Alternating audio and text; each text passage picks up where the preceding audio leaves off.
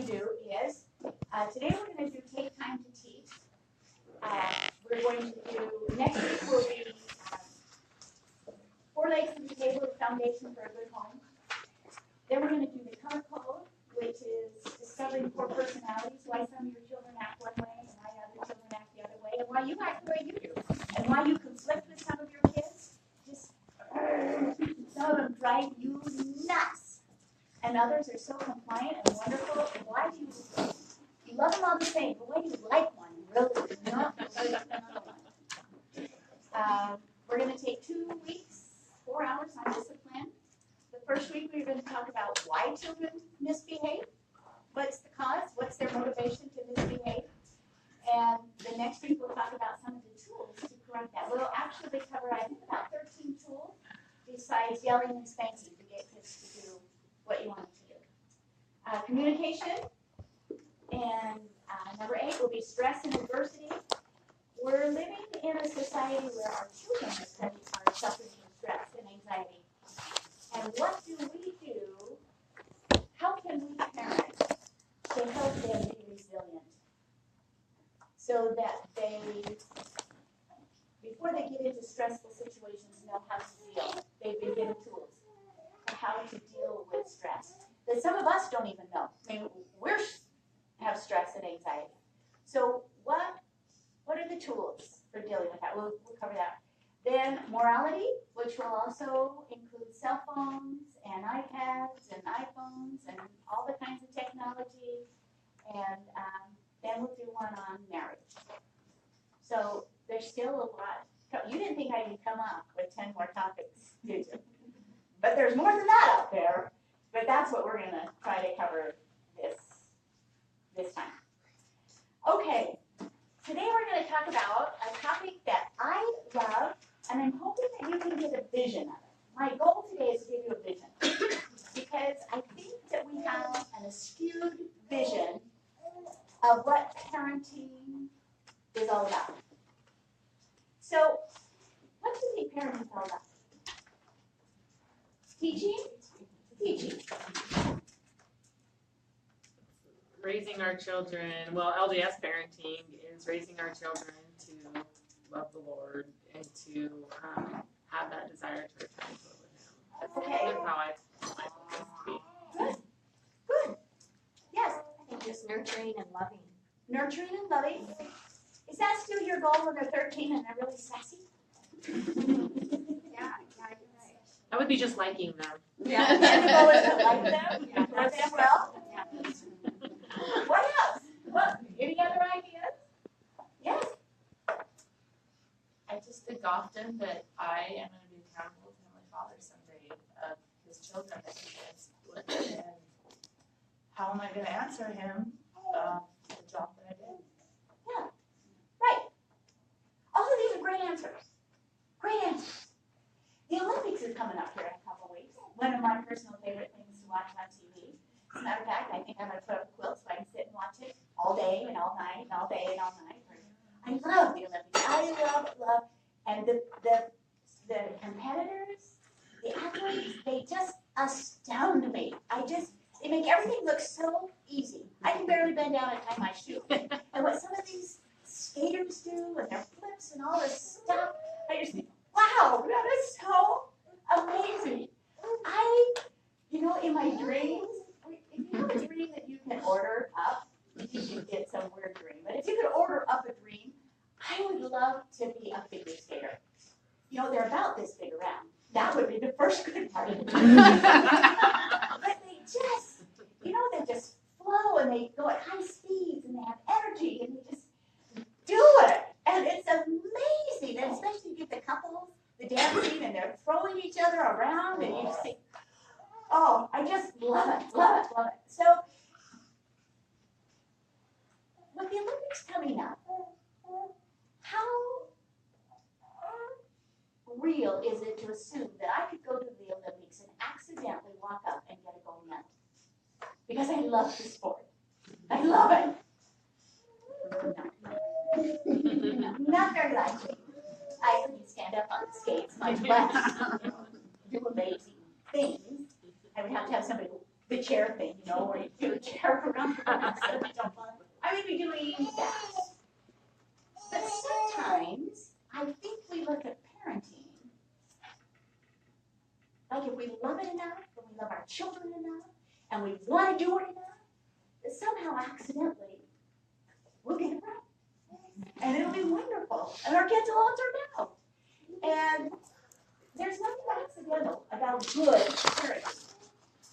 Elder Ballard said what we need is, and this is what I want to be your mantra, we need righteous, intentional parenting. So most of us, because of the way we were raised, and because of life, if you will, we do what's called reactive parenting. We wait for an event to happen, we react to it, and in our reaction, assume that we are teaching a correct principle. So let me give you an example. Two children are playing in the family room, and they're playing Legos, and they're playing really well, and having a good morning. And you walk through the room to go do the laundry. What do? You walk straight through the room, straight to the laundry to get it done before they start arguing again. So you just are busy about the task of cleaning the house or doing the dishes or doing the laundry or whatever it is. Okay, if you happen to walk through the room again and they're arguing over who gets the Lego with the eyeballs in it, because they're building something, and they're fighting over this one piece of Lego that they both want for their creations, what do? You stop and interact with them. So their behavior, their negative behavior, is the impetus to create your interaction with them. Does that make sense? And so then you go up to them and you say, don't fight. You need to share. Don't fight over this or I am going to take it away. Now, stop arguing or I will take this away. And then you leave and they momentarily settle down. And what you think, you really don't think about it, but if you stop to think about it, what you think is that you have taught them, we need to love our siblings and we need to share and we need to love. And I promise you that is not what they heard at all. They heard if I'm stronger, I can grab it. And if you make noise, mother gets mad, so don't you make noise. They just learn how to fight more cleverly, if you will.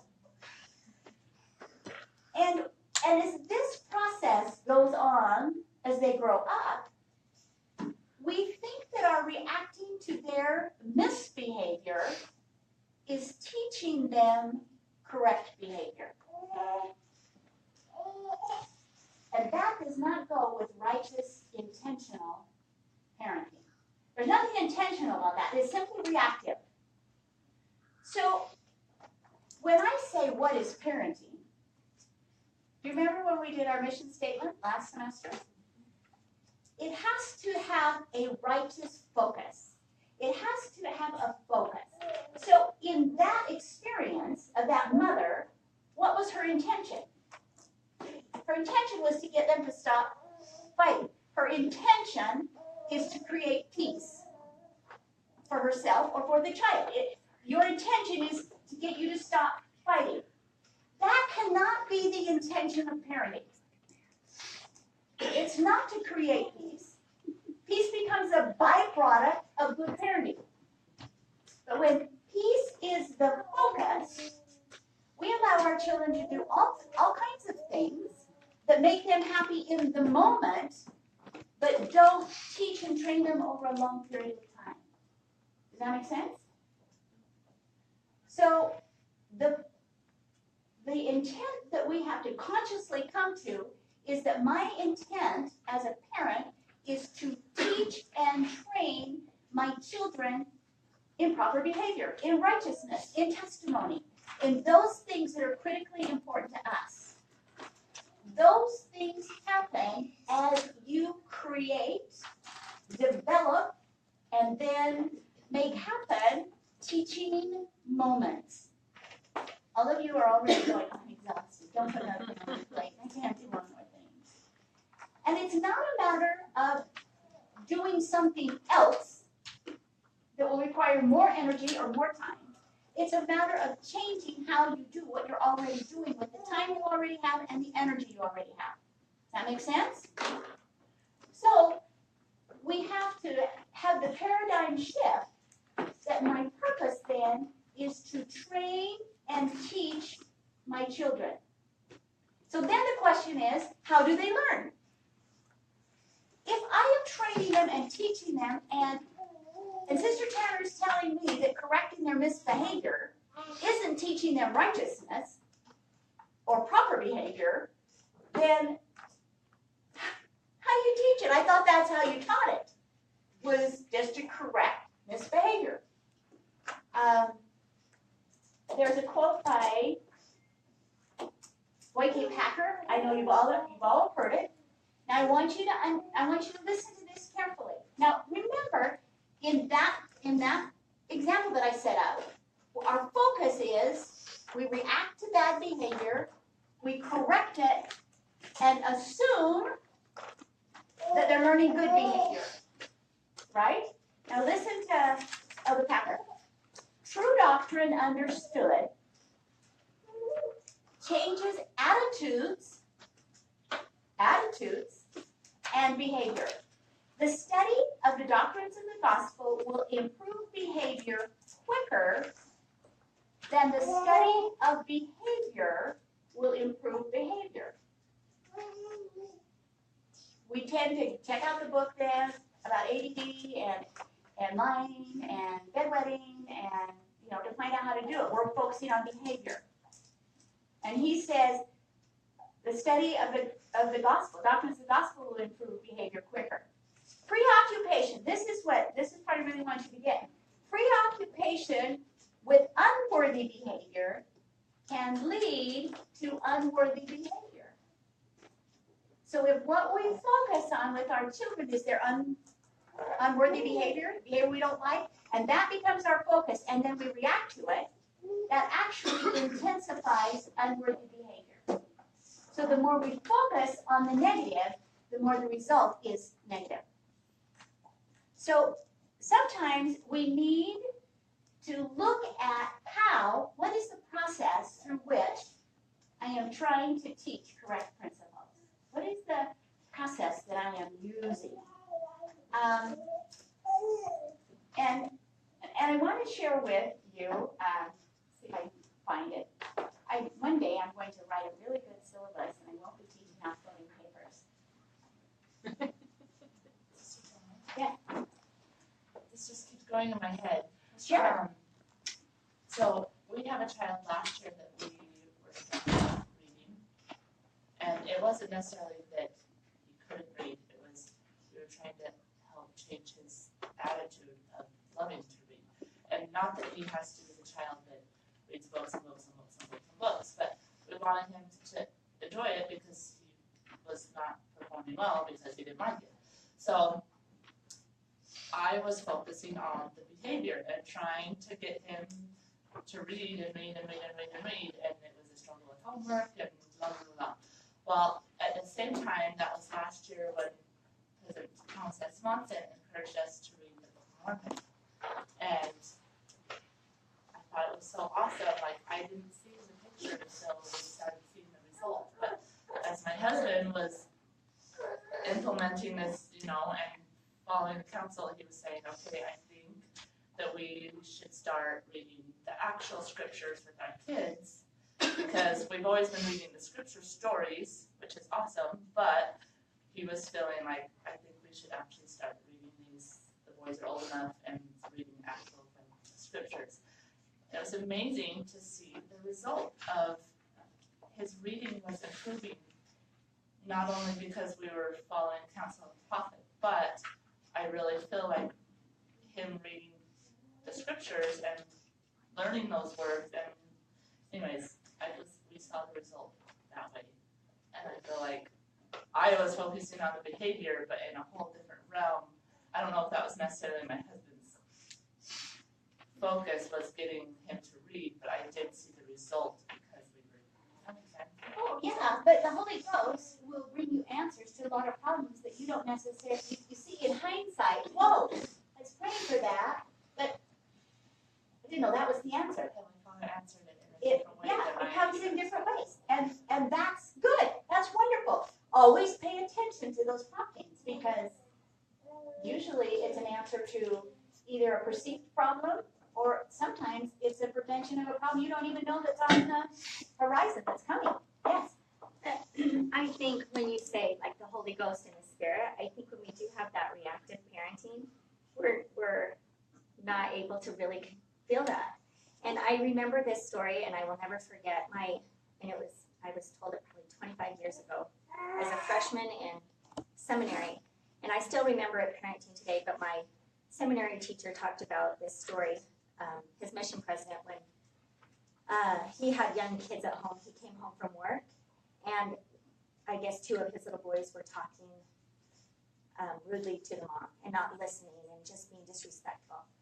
And his mission president said that he took his boys out back and said, and they're all like, oh no, we're in trouble. He's like, come on, I want you to come outside. Go in the back. And these boys were like, oh, what's going to happen? He goes, I want you to go find a big stick.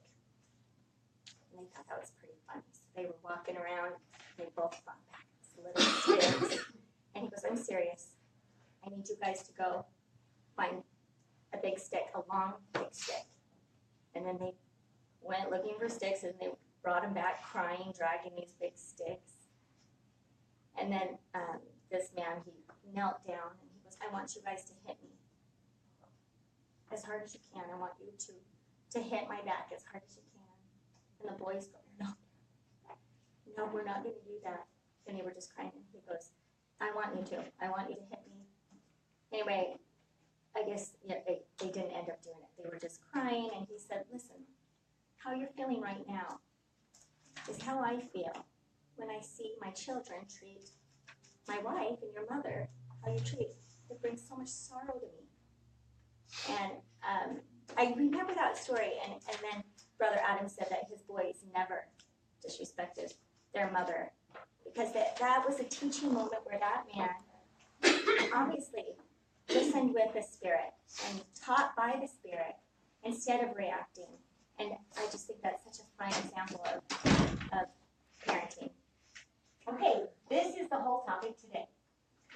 It's taking time to teach correct principle. And when you take the time, it takes time. It takes you keeping your emotional level down to 0, and it takes reasoning and love and respect and teaching them what you want them to do, not belittling them for what you don't want them to do. So it's building behavior on a positive foundation. Now, I want to talk a little bit first about attachment. I'm reading a couple of books right now. One is The Collapse of Parenting, and I'm going to read you something in it right now. And one of them is called Hold On to Your Children, something like that. And both of them are very, very, very good books, non-LDS, but the principles taught in them are extremely good, particularly for our time, for where we're raising our kids. Now, one of the main problems that we have with our youth today, as we see, is they're always on their cell phones, and they're always wanting to be with their friends, and they get really snotty when they have to be home, and they get verbal, and they're at this feeling of entitlement, and these very negative behaviors. And the author of this other book that I was reading, Is it Hold On to Your Kids? Hold On to Your Kids, yep, that's the one. It is really, it's all about the attachment. And since the children are responsive to who they attach to. And it's not necessarily, they will automatically attach to you because you're the parent. children, little tiny people as well as adolescents, don't analyze their attachments. So they don't look and say, oh, you're a responsible person, you're a good role model, you're a, I'll attach to you. They attach to those who they feel connected with. And sometimes we as parents detach from them, and they go and attach with peers. This happens as early as second grade. So we're talking about little people. And so then I say, number one, what creates attachment? And number two, what are we doing wrong that makes them at that young age attaching somewhere else? And we kind of get it as they get to be teenagers and they want to have friends and they want to have peers. But exactly what Tammy was saying is how we keep them attached to us. What they need is good adult attachments. That's us as parents. It could be a scout leader. It could be a young women's leader. But they need healthy adult attachments in order to mature properly. Now we look at young adults who are now out in the world, and we think they want to get a job and they're not responsible, and it's because it's almost like peers raising peers. They attach young to peers, and they never quite got past that emotional, behavioral development because they stayed attached at that level. So even though they're by age growing older, it doesn't mean that they are growing more mature in their behavior or their thought processes or their ability to be responsible. That happens as they attach to responsible adults. So let me read you this. I just want to read you this. This is in the book called The Collapse of Parenting. But I just want to read you this situation with this child. And I want you to think about attachment and pros or cons. Just think about what I just said and then look at this example. I recently spoke with a woman who has a daughter, Darby.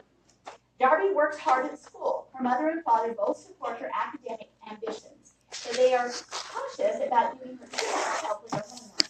They don't want to be helicopter parents.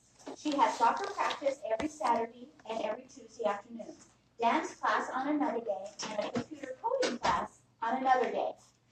Darby is 8 years old. When I asked Darby's mom why Darby is doing so much, she answered, because Darby really enjoys all of those activities.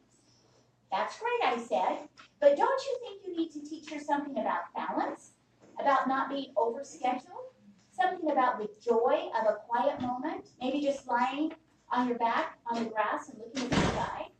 Mom paused. She could see where I was going with this. Computer coding is a really valuable skill, she said, especially for girls. I didn't pursue the argument. I didn't have much hope for actually changing that mom's mind. And I don't see the point of arguing just to argue. Of course, computer coding is a valuable skill, especially for girls. But by cramming a child's life full of activities with little time for reflection, with no quiet time for relaxed parent-child supper, this mom is sending an unintentional message. What you do is more important than what you are.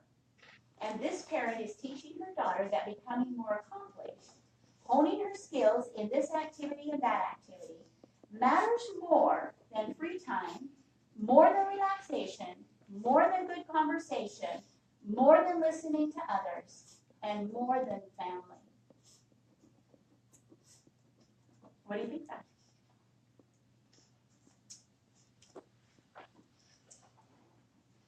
Yeah.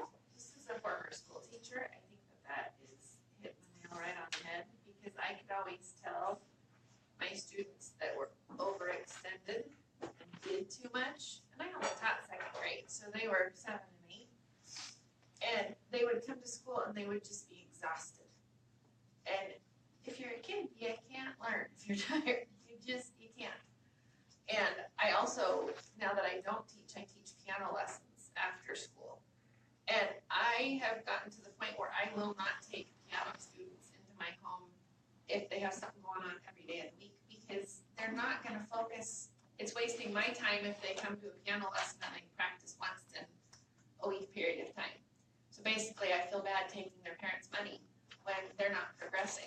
And so I've gotten to the point where I just tell parents, if your kids are in any more than like 2 after-school activities, I will not take them on as a student.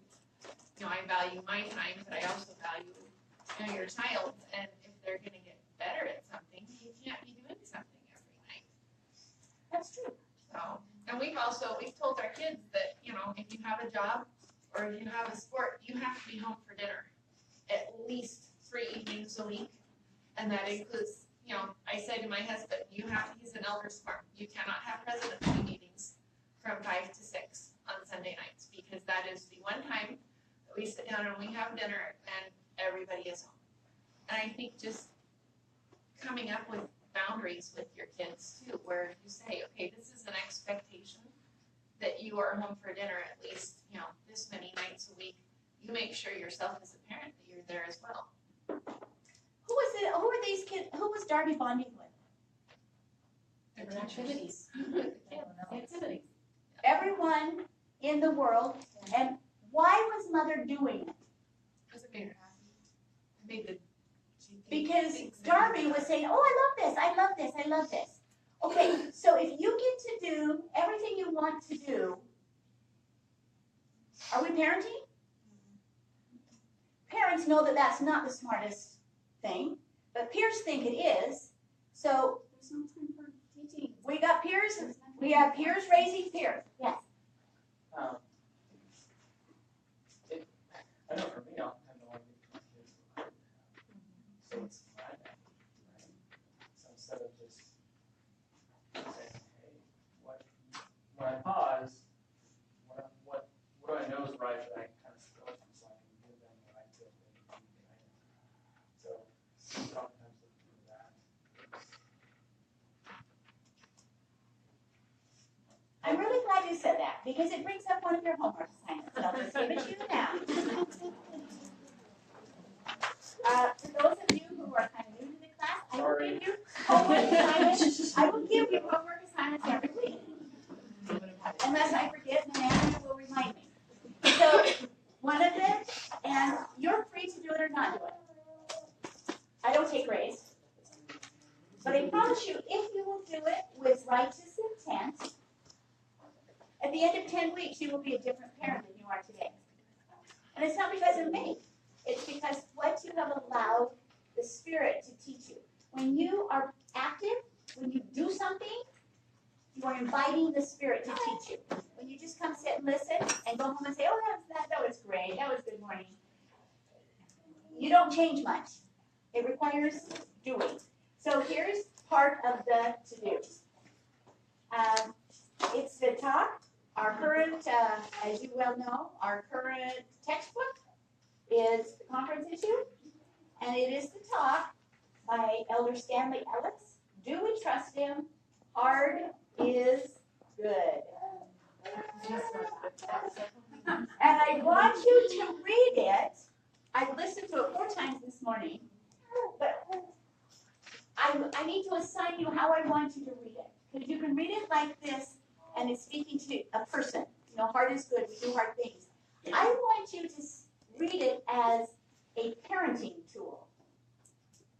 As a parenting tool.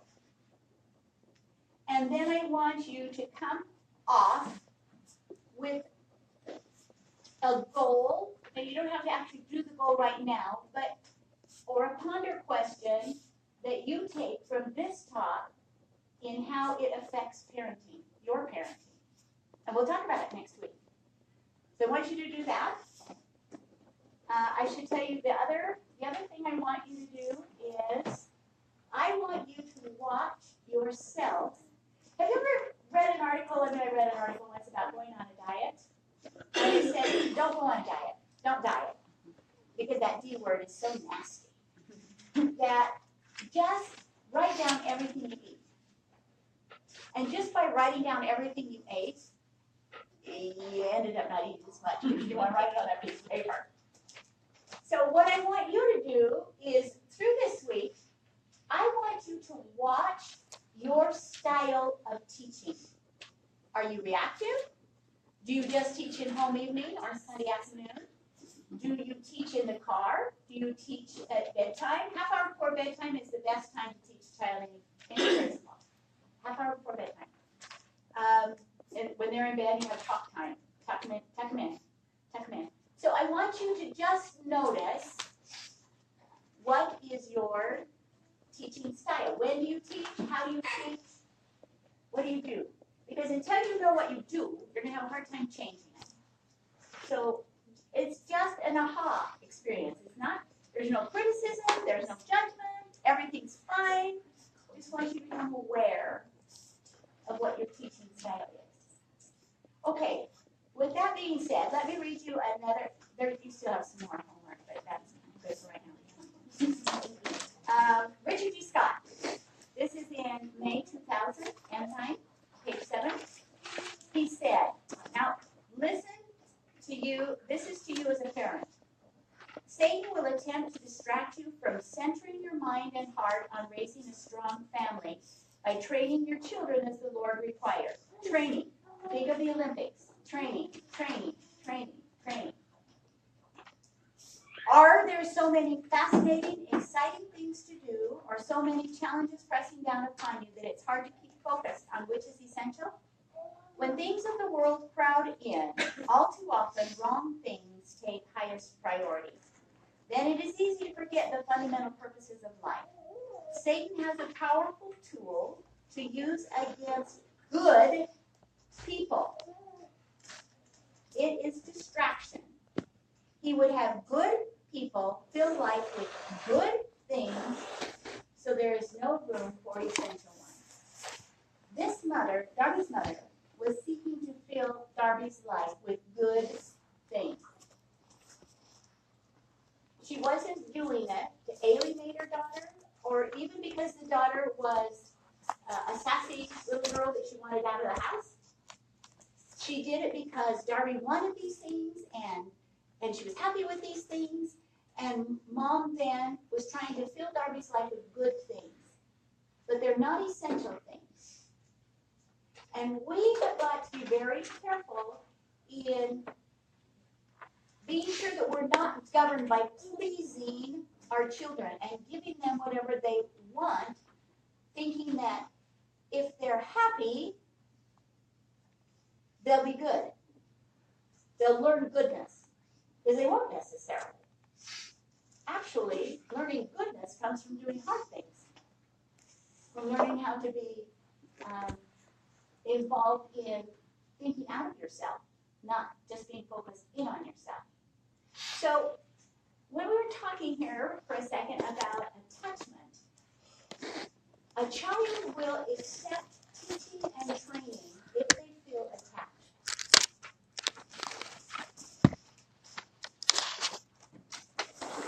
So when your children start getting sassy to you and pull away, having disrespectful behavior, it's because we need to strengthen the attachment bond with them. Now, don't get me wrong. Attachment doesn't mean you give them everything they want so they feel like you love them. Attachment means you help them to become their best self. But moms and dads, we detach. How do we detach? We detach by being on our cell phones too much when they're around. We detach by being involved in too many activities that take us out of the home. We detach by not being available to them one-on-one, by treating them collectively as a group, that individually they do not feel attached. We get detached by being consumed by our own hobbies, whether it be Pinterest or crafting or volunteer work. I mean, it could be good stuff. Just like Darby was distracted by good stuff, moms and dads can be distracted from their children with good stuff, if you will. There's too many parents that think peace is the answer. So if I want peace, then I'll let you play the electronics all the time. I'll let you be on a cell phone all the time. I will let you because it makes you happy and it brings peace to my life. But what we don't do is in intentional parenting, when we say take time to teach. How many of you would have one of your children turn 16 and you just take the keys to the car and say, okay, now you can drive, you're 16. That's insane. Not only for you and your car, but for every other driver on the road. If they want to learn to drive, before you hand them the keys, what do? They have driver's training and they drive with you X amount of hours, so they get some practice, so they know what they're doing.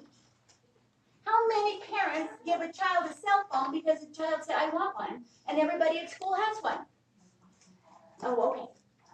And never teach them and train them how to use electronics. It's that idea of trust. In our home, and just that idea has come up lately in the past. Just being able to teach trust, proper trust. Yes, You don't trust the kid use the car without teaching them things. yes. They shouldn't trust certain people just because they're like, well, give me the opportunity, I believe you, and I like you. It's just setting them up for failure, and setting themselves up for failure. Yes, yes. One of the things I think we need to learn to teach our children is 100% accountability when they're young. Why we still have them attached to us is 100% accountability. Do you know what 100% accountability is?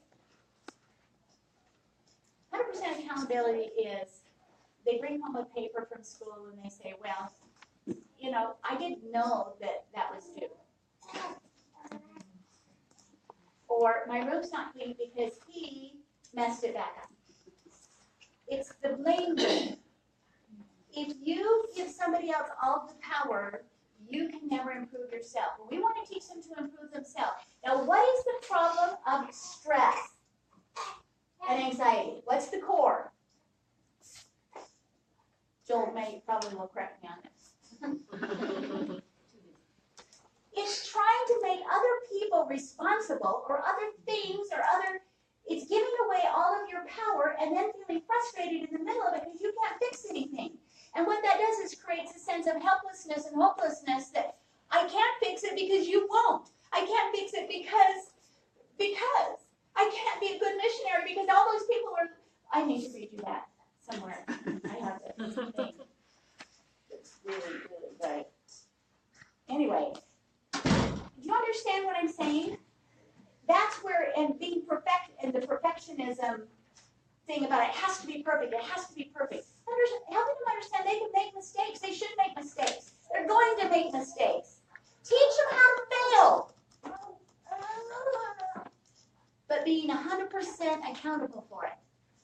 By their failure, by their success. And teach them that it's effort, not product, that makes them valuable. Yes?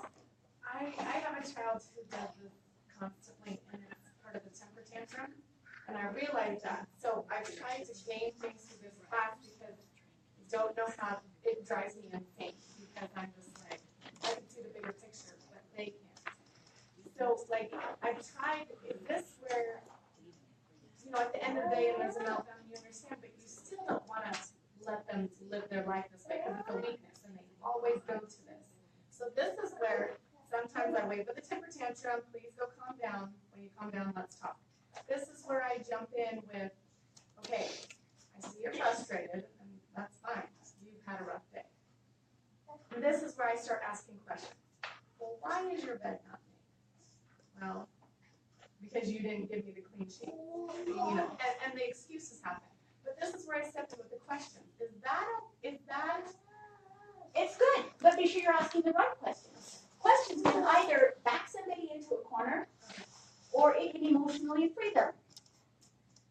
And bottom line is, if you want to ask the question, I see that your bed is not made. Yeah, you're right. Could you tell me about it? Well, you didn't give me the sheets. Whose responsibility is the bed? and always pull them back to the core of what their responsibility is and were they 100% responsible. Don't let them put it on you and say, well, you didn't give me the sheets, and you say, well, that's not my responsibility. Don't buy into the argument. Pull it right back to whose responsibility is the bed? Mine. Is it done? No. What would you like to do about that?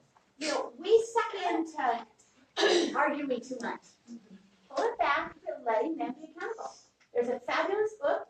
Now I've thrown out 3 books today. You didn't even have a New Year's resolution to read more books. But this other one is about 100% responsibility. And it's by Lynn Robbins, Elder Lynn Robbins, and it's called Love is a Choice. And it is fabulous. It is fabulous. It is a really, really good book. I have a question about the accountability thing. So my 5-year-old is quick to, I'm sorry, it was an accident. And that everything is an accident. And We've taught them that. okay, so how can I get around that? You know, we teach them that. Oh, the milk spilled. Oh, well, that was just an accident. Let's clean it up. Where what we need to do, and then they learn to make that a cop-out. And so always take it back to responsibility, to their accountability. It was an accident. What were you doing? Was that your responsibility?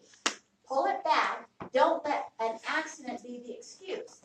It is, what you're teaching is, you will be 100% accountable for what you did, and then there's options to take care of it. And this is what we do, is create choices to take care of it. And so, but be responsible for what you did. And children really don't want to take that responsibility. We have to teach them that it's safe to take that responsibility in a kind way. Okay, when children stress, they love stress. Okay, when you're not accountable, when you learn to pass your accountability off to other people, we're going to talk about stress and anxiety later on. But listen to this. And this is your other homework. Might as well give you right now. I think I've given it to you before. I'm not sure if you did it. So I'll give it to you again. And if you already have done it, do it again. This is one of the ones I think everybody ought to read about every 6 months, whether they like it or not. This and Pride, put them together. It's called Raising Resilient Children by Lyle Burra. And by the way, just FYI, the downside of live streaming this is Andrea is no longer the typist. So if you are depending on her for notes, I would say she's 100% responsible for live streaming, and she is no longer responsible at all for your notes. But they're all online. They're all there. You just have to go back a while. And I'll give you some new stuff. Anyway, this is in the March 2013 enzyme. So you can look up.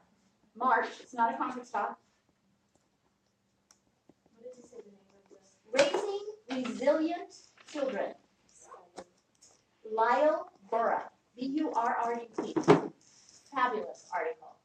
Fabulous. One that I recommend you memorize, along with the Living Christ.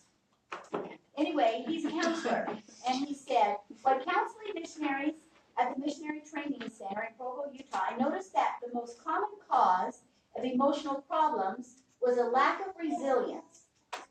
What's resilience? Being able to bounce back. Okay. When an intelligent, talented missionary with no history of emotional problems struggled, priesthood leaders and others often wondered why. In many cases, the missionary had not learned how to deal with challenges. Parents can help their children avoid such problems by teaching principles that foster greater resiliency. Now, too often, because we tend to praise according to product, they become perfectionists. If it's not perfect, if it's not wonderful, then you don't like it. And if you don't like it, then I'm not good. And so many, as a matter of fact, Joel, you correct me, I would say a high percentage of people who struggle with anxiety and stress are perfectionists. And they haven't reached perfection in whatever they're doing, in parenting and being a wife, and keeping their house clean, whatever their expectation is, and that causes them anxiety and stress.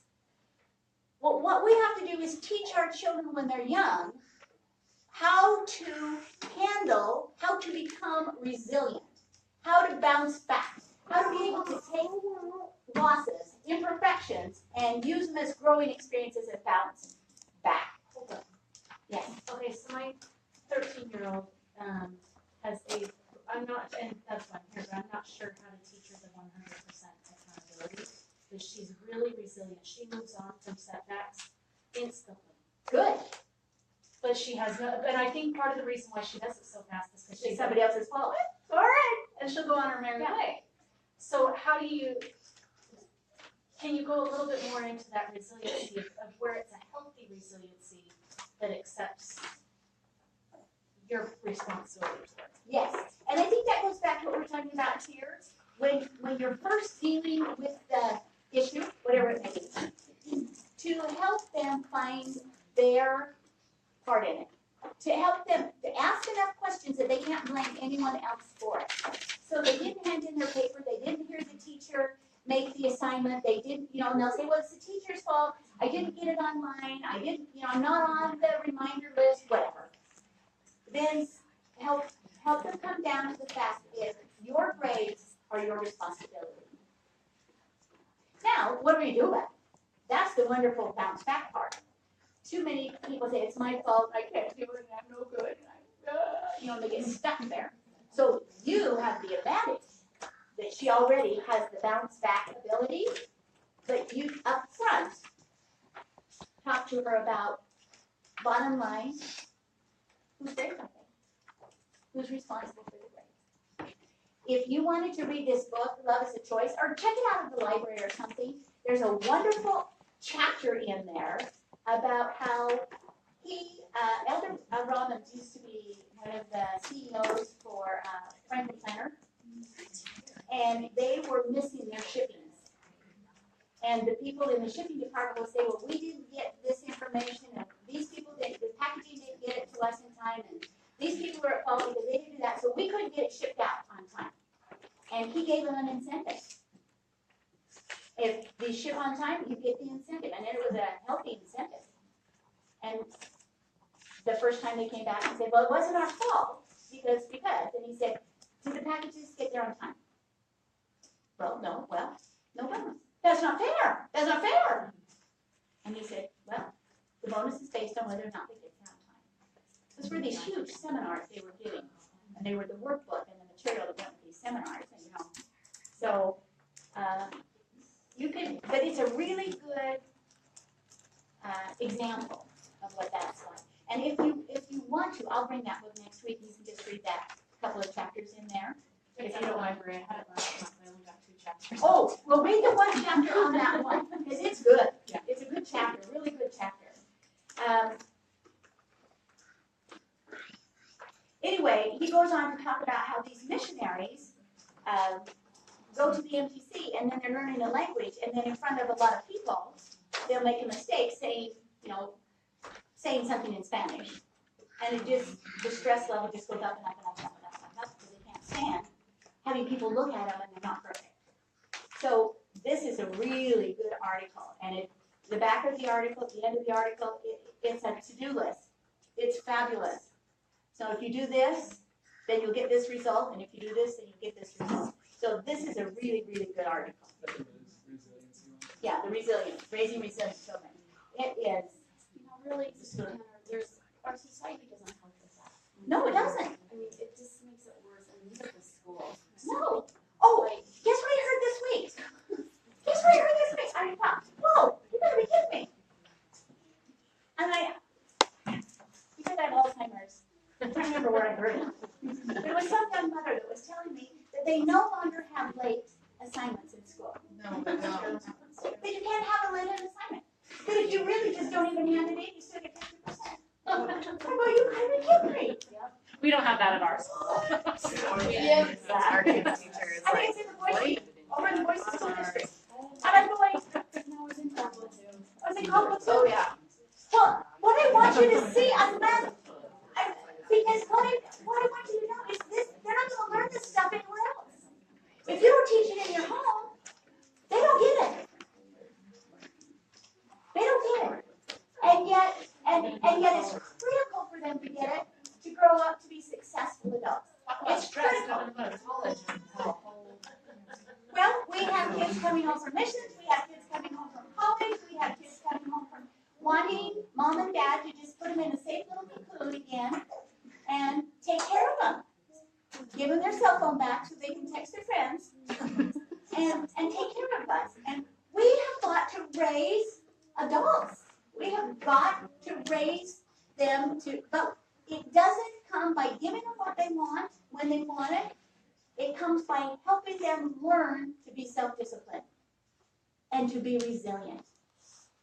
And that takes time to teach. You can't reactive parent that. You have to teach them. So let me share with you just a few things that are critical in creating that attachment environment.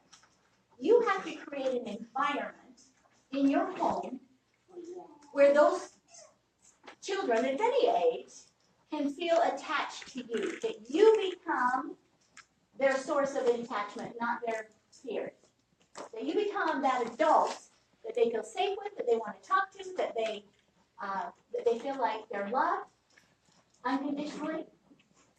So we have to work to create that environment. Yes? I feel like with one of my sons that he does it in an unhealthy way, that like he's hiding from the world a little bit. So I don't know if it's healthy or not. Like I want to push him out the door. And no. How old is he? Don't push him yet. What about if they're 14? Push him. Like I felt like at a younger age to give them that confidence. I'm not saying a lot, like just giving them that sense of environment. Well, if they're starting in Cub Scouts and they're starting in some of those things that pull them out and they need to produce in. So no, I wouldn't. I think a lot of what's out there, but it also depends on what he's doing at home. If not like playing like video games or anything. If he's just having great times with the family and his siblings and he talks and he's communicative and he'll be part of it, no, I wouldn't push him out yet. I would not. And I wouldn't worry about him. They'll have, yes. Just do more outdoor activities. Yeah, take the family outdoors and do outdoor activities. But you'll be surprised. You say, okay, well, he's 7, he really needs to go do it. Now I'm going to put him on a team, or I'm going to do this. How quickly they begin to attach to the peer. And I don't think he's ready for that yet. So I would keep him, if he's happy and doing positive things at home and developing responsibility through doing work and projects, having him teach a sounding home making lesson, having him grow in responsibility. No, I wouldn't push him out yet. Why do you say that about 14-year-olds? What about 14-year-olds? No, they just need to be starting to have extra social opportunities to grow and to mature, and they get that through mutual and they get that through various school events. But to say, no, go be with your friends all the time, no. But they bond at home, they attach at home, they learn responsibility, they learn dependability, they learn 100% to take responsibility. They learn maturity. They start caring about other people. That has to happen in the attachment at home. If we shoo them out into the world, or they choose to, or we allow it to happen, being involved in this team and that team and this environment, and this lesson and that lesson, and they're always thought, can I go have a play day? And can't my friends come over? And can't I be over there? Then they bond with peers, and that's who then they go with to find approval for what they do or what they say or how they are. And we want them to still see an adult to be teaching them, not their peers yet. Peers don't know any more than they do. Does that make sense? So I'd be thanking the Lord. So at what point do you feel like you're not like their blankie? Like you're not just like this comfort place where, I mean, that's not like a negative thing, but sometimes I don't just watch don't- and just don't. see how he reacts in a church. Does he talk to other adults? Does he talk to other kids? If he's hiding behind you, you can sense it and you will know it. But I can't tell you that. You will know it. You will sense it. If he's functioning well in his classes and in school and associating, carry on conversations and socially he's capable, then I wouldn't be pushing him out. Like, let's just bring the top. Here. I think, really, you could be blessed.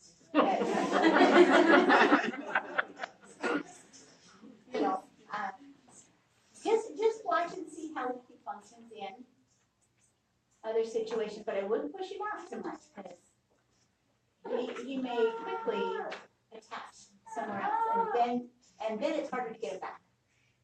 So I would keep him for a while. Okay, some things that you can do in your home to help ensure attachment to you. Being a reactive parent is not one of them. That's one of those things that distances them. So, number one, build the relationship on a positive foundation. This means that you're not reactive. You don't referee them. Reactive is like being a referee. You're just always calling them on everything that they do wrong. You're throwing the penalty flag. You're always focused on what they're doing wrong and disciplining them for it. Stop being the referee. Start being the coach where you're teaching them in off moments, in the car, when you're driving. You should never have the radio on, and they should never have earbuds in when you're driving somewhere. You should be talking and laughing and singing together and creating, play 50 questions, play whatever, but have them interacting. That's great time because it's they can't get away.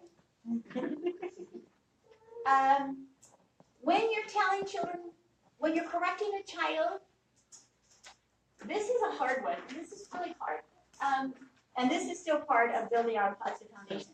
When you correct a child, do it by telling them what you want them to do, not what you don't want them to do. It's how you say it makes a huge difference. So to say, shut the door softly versus don't slam the door. One's a negative, one's a positive. Always teach them what you want them to do in the positive. Let me share with you a story that I think Andrea sent me. That's really, it's really good. Once upon a time, there lived a boy named Ethan who loved adventures. He was only 8 years old. One day, he was playing in the park. He was climbing on the trees. He was a good climber and soon climbed 30 feet high in the tree. Excited, he started hanging on one of the branches and swinging back and forth. He was having so much fun that he did not realize at that very moment one of the branches could break. His cousin Liam, who was just a year older, started playing on the same tree. Ethan's father and Liam's mother noticed that the kids were too high and that they could fall.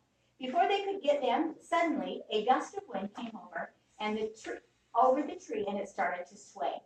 Ethan could hear the voice of his father saying, "Ethan, hold on tightly."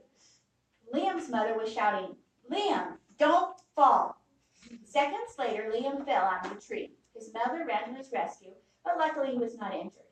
Ethan scampered carefully down the tree to safety. After getting home, Liam's mother asked Ethan's father, "I wonder why both of our boys were hanging from the same tree, yet my older son fell and yours didn't."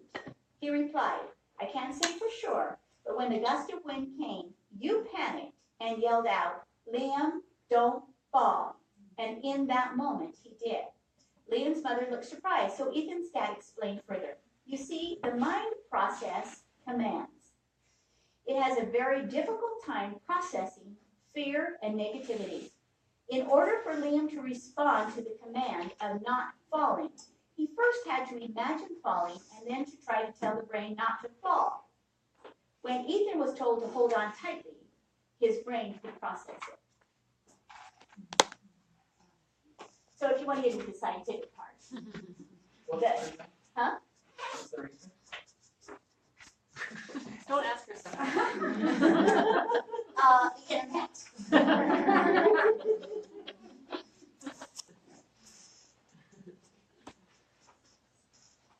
So always build on the positive. Tell your face you're happy when you're home. Help them feel like you like them, that you like being a mother, that you like being home. Sing while you do the dishes, even if you don't have a good voice.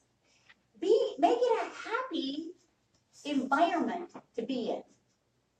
You know, we go around stressed at all we have to do, and thinking about what are we going to serve for dinner, and we have this sad face, and yet we come in and we ask them what's wrong with their attitudes. Well, look at yours. Look at what you're reflecting.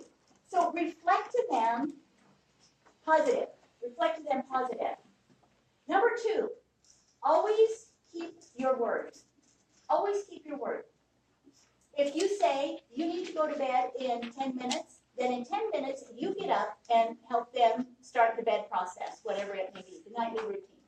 If you say, no, you can't have dessert because they're eating all afternoon, and then grandma comes over and somebody's there and you don't want to make a big deal about it, so you give them dessert. No.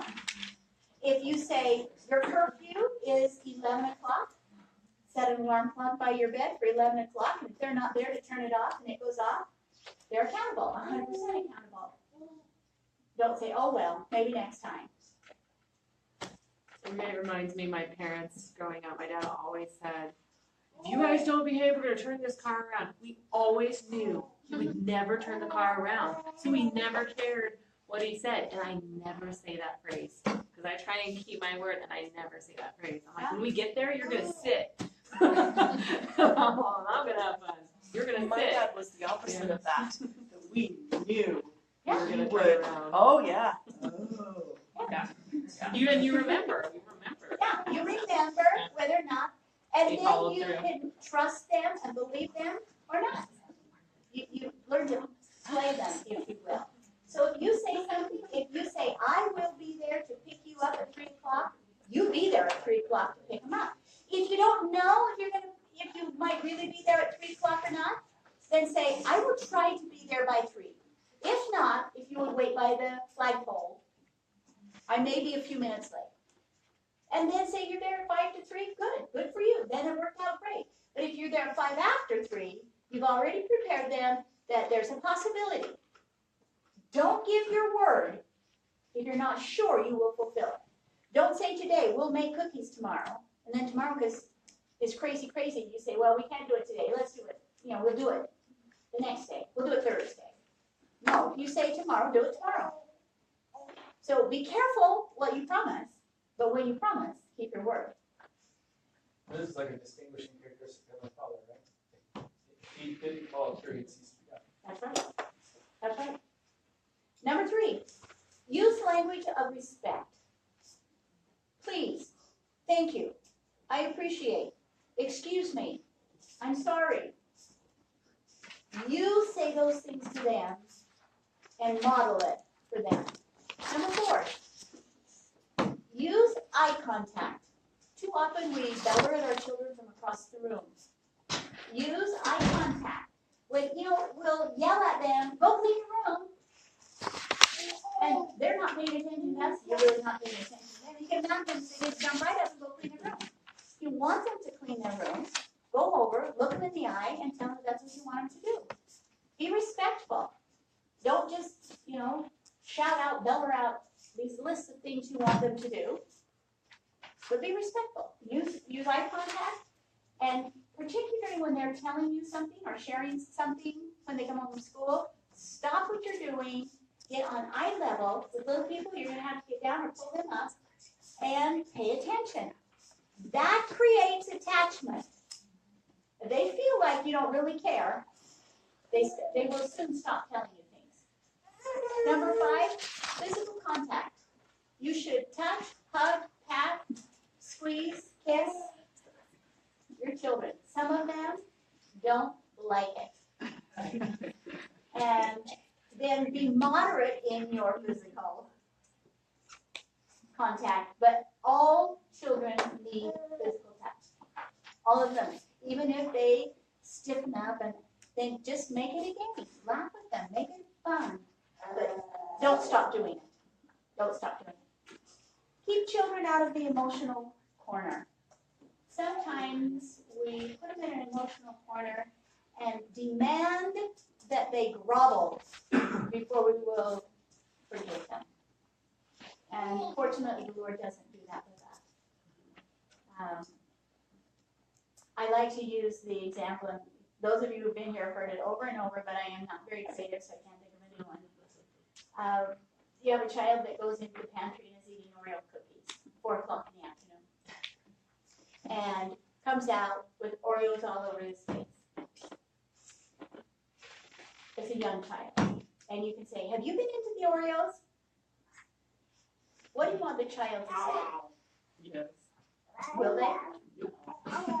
You see, we back them into a corner where we're attacking them, and they can't answer and retain their self-respect. And so it's better to say, I see you have been into the Oreos. We were going to have those for dessert tonight, and I see you've already had your dessert. Now, you may not have been planning, you are now planning on having Oreos for dessert. So rather than, or, you know, oftentimes when something's happened, you come into the room and 2 children are fighting, you just badger them to find out who started it. And neither he did. And, you know, we talk about this, when we get to this, we'll talk about how you handle that.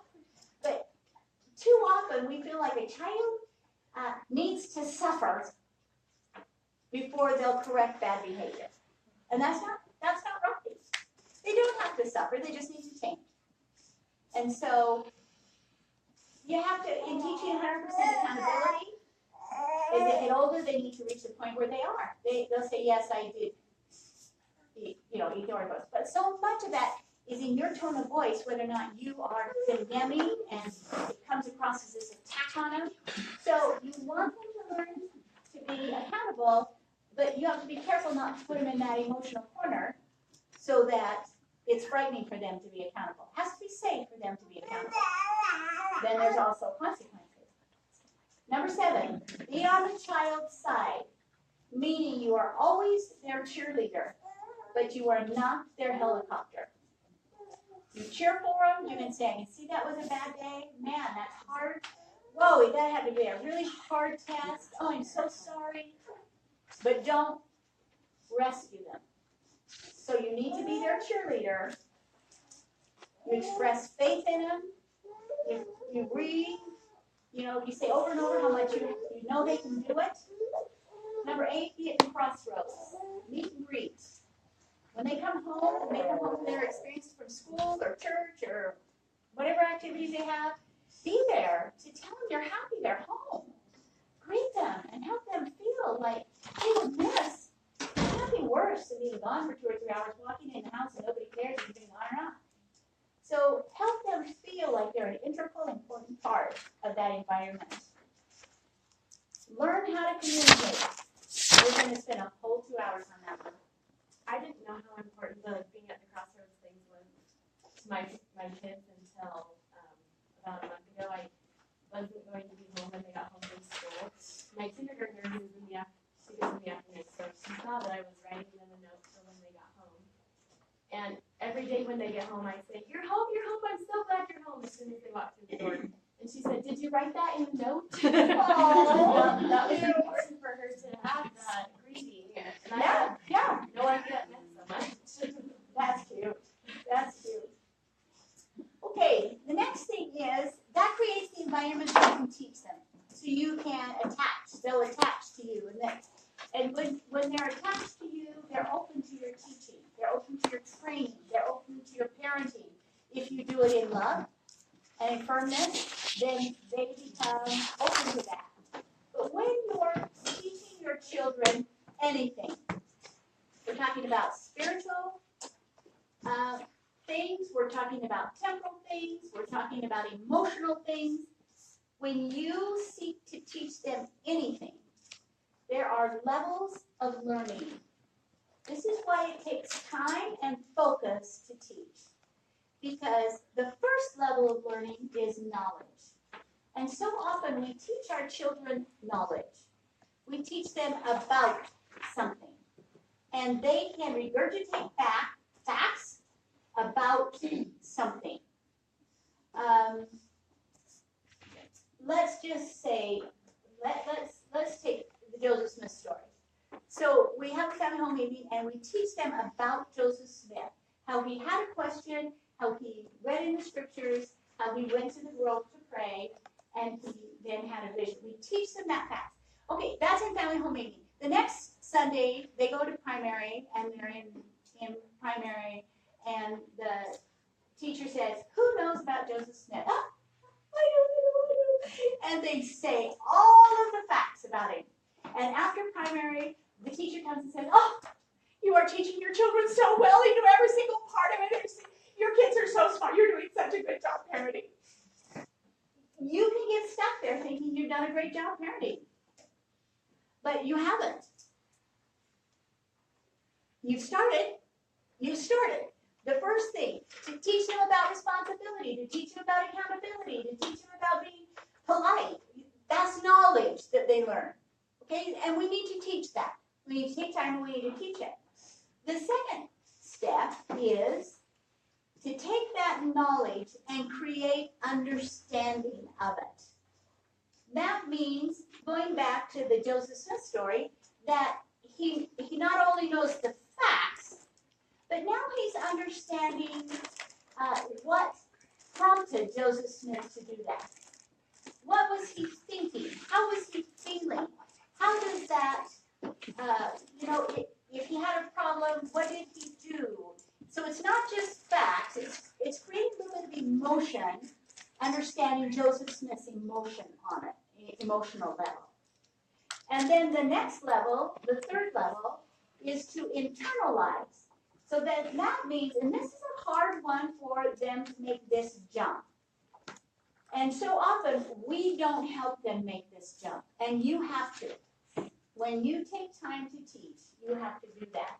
So internalizing means now I can take this story that happened then and there and to him and translate it to happening to me, here, and now. So now I can understand he had a problem, I had a problem. He read the scriptures, I can read the scriptures. He went and prayed, I can pray. He got an answer, I believe I will get an answer. So they take these other experiences that happen and translate it into a vision of how they can use that in their life. That's internalization, which is a step we frequently don't make. And the last step that has to be done is the application. Then they have to have an experience doing it.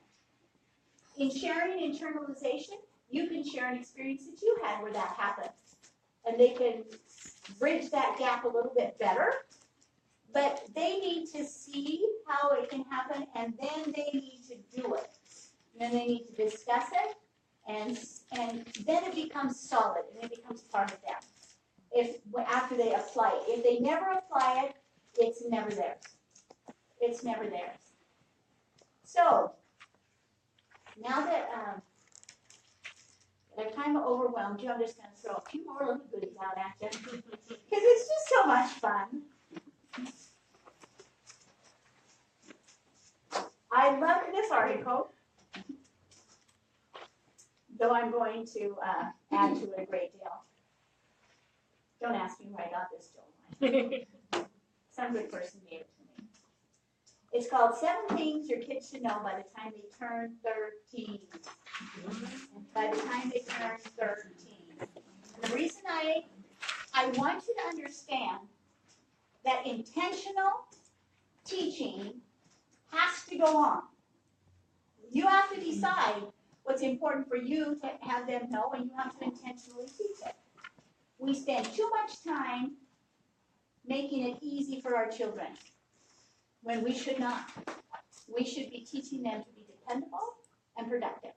That's how they build their self-esteem, not by us doing it for them, even though we can teach them to be lazy. So this is before they turn 13. Teach them how to cook a meal. That means how to figure out healthy foods and how to plan a meal and how to create menus and how to create a shopping list for what that meal would entail. Not the week, just the meal. And learn all of the parts of meal prep. Number 2, they should, by the time they're 13, understand basic money management. That is saving for paying tithing, that's saving for college, that's knowing the difference between a need and a want, and having the ability to make that, to have some self-control so that everything they want isn't a need, and that they can save for it and they can learn how to manage money.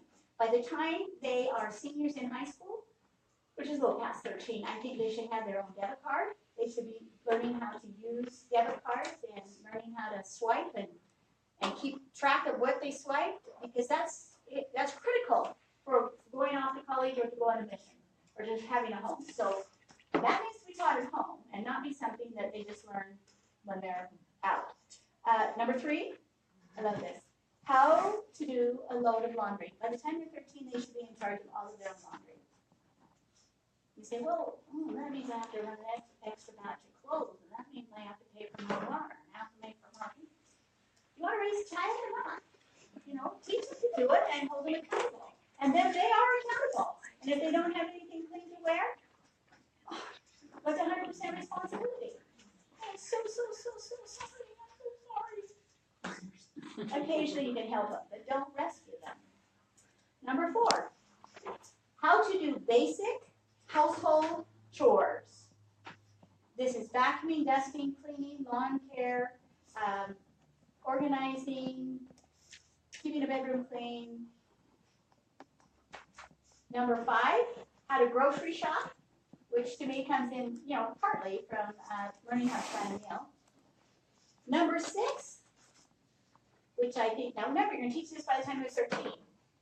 Teach them how to fail. Teach them it's okay to fail. Teach them the process of what you do when you fail. Teach them that they're okay when they fail. It's just another opportunity to learn. You learn one thing that doesn't work. That's okay. And 7, how to manage stress. Now we're going to talk about those in a little bit more detail when we get to stress management. But they need to be taught those tools by the time they enter middle school. Or, they're getting into middle school. That's when their lives get very stressful. And they need to have these skills before they reach that. With that being said, I'm going to just throw out another list. You're going to get writer's cramp if you try to keep up with it. And it's not that I want you to take notes on this list. That's not it. What I want you to do is to get a paradigm shift of the things that you should be teaching.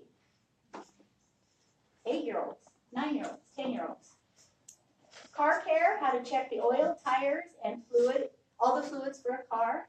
To know how to use, record, and manage money. To save some money for mission or college. To make their own appointments. To call and set their own appointments. To teach family home evening lessons or any other project that you have. Meal planning and cooking, yard work and lawn care, cell phone use and manners, tax returns. How to clean a toilet, a sink, mop floors, change sheets, do laundry, to keep a calendar of their weekly activities, and they can do it on that phone or they can do it written, and that needs to be posted for mother to see, because if it's not on the calendar, it's not. To clean out the trap under the sink. That's lovely when you can tell your child to do that. It's so awesome. How to unclog a toilet. To know the basics of political ideas, to memorize the social security number, to know principles of etiquette, to learn how to buy gifts for birthdays and Christmas for siblings and parents, and don't ever say, oh, I'll just buy it and you can pay me back. You have them go out and learn to think about somebody else and buy it. To develop relationships with extended family members, that's grandparents. To know how to use electronics, to know how to work past comfort. Our kids need to know how to work until they think they're going to die, and then work a little bit. They need to be able to problem solve, That's part of being resilient, to see the needs in others and sometimes meet those needs. That's a top thing. To understand the preparation of a resume, to know the basics of health, food, exercise, and hygiene, to have some basic sewing skills, so at least they can sew on a button or fix a hem, and to have a hobby. They need to have a hobby. They need to know that it's not electronic. It's not gaming. They need to learn to do constructive things with their lives. Okay, have I overwhelmed you? Yes. Oh, I don't want you to feel overwhelmed, but I do want you to see that parenting requires taking time to teach and doing it with intention, having a purpose, not just reacting to how they're acting, but creating pockets of time to teach. Good pockets of time. Table time, bedtime, car time are all really good pockets of time. Mealtime is sacred, and as children get older, they should be required to be home for mealtime if that can happen. So you have your homework. I want you to watch yourself and see how you teach. I want you to read the conference talk by Elder Ellis on Julie Trustin, how to do it. And I want you to read Resilient Children. In closing, let me share with you a quote from Carol Lance, this man. This is in April of 1994. Great shall be the peace of thy children. The Savior blessed the Nephite children individually and prayed for them. Then he spake unto the multitude and said unto them, Behold your little ones. And as they looked to behold, they cast their eyes towards heaven, and they saw the heavens open. And they saw angels descending out of heaven, as it were in the midst of fire. And they came down and encircled those little ones about. And they were encircled about with fire. And the angels did minister unto them. How can our children experience blessings like these today?